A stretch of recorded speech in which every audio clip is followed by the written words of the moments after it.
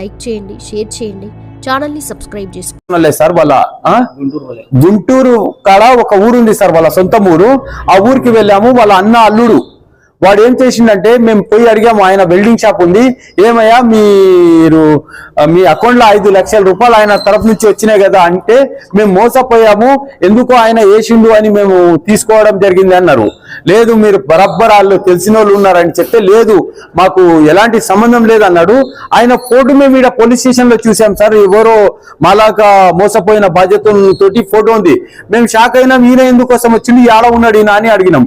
లేదు ఈయన కూడా మోసపోయిండు అని చెప్తున్నాడు అని చెప్తే, మోసం ఎన్ని జాగాలో పోతారు సార్, అక్కడ పోయిండు, ఓకే మేము వచ్చి ఇక్కడ కూడా మోసపోలేం కదా సార్. అలాంటి వ్యక్తికి చూసినప్పుడు మేము ఖచ్చితంగా హుషారు పడతాం కదా సార్. జస్ట్ ఇక్కడ ఉన్నాడని తెలిసిన ఎమ్మన్నే మేము రాత్రి 12 గంటల నుంచి ఉదయం 7 గంటలకు ఇక్కడ ఉన్నాం. ఎందుకంటే కనీసం ఆ వ్యక్తి మాకు కనిపిస్తాడు. ఆ వ్యక్తికి కనిపించినాక మేము ఎవరో పెద్ద మనుషులకు పట్టుకొని, మీడియాకు పట్టుకొని, మా అక్కడ తెలంగాణ గవర్నమెంట్ కానీ ఇక్కడ గవర్నమెంట్ కానీ మాలాంటి మోసపోయిన వాళ్ళ మీద ఆశీర్వాదం పెట్టి మాకు న్యాయం జరపాలని మేము కోరడం జరుగుతుంది సార్. ముఖ్యంగా ఎమ్మెల్యే సార్కి మేము నిజంగా అంటే చాలా చాలా ప్రతి ఒక్కరికి ఈ ఎమ్మెల్యే సారు నిజంగా అంటే ఒక దేవుడి రూపంగా ఉన్నాడు సార్.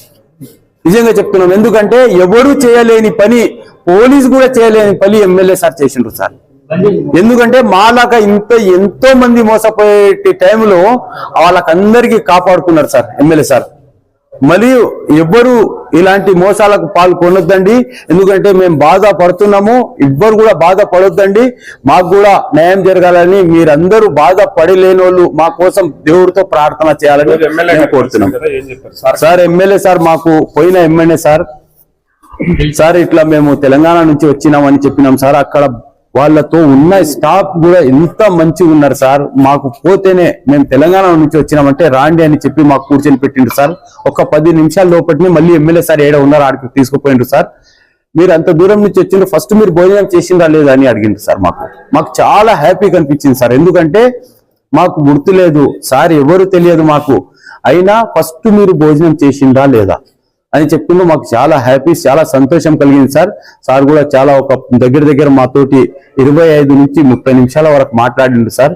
మాట్లాడి చెప్పిండు, ఖచ్చితంగా ఇక్కడ ఉన్న ప్రజలకు మోసపోనికియను, మీ ఎమ్మెల్యే గారితో కలిసి ఖచ్చితంగా మిమ్మల్ని కూడా మోసపోకుండా మా ప్రయత్నాలు ఉంటాయని చెప్పి మాకు ధైర్యం ఇవ్వడం జరిగింది. చూసారుగా ఫ్రెండ్స్, వీడియో నచ్చితే లైక్ చేయండి, షేర్ చేయండి, ఛానల్ ని సబ్స్క్రైబ్ చేసుకోండి. Thanks for watching.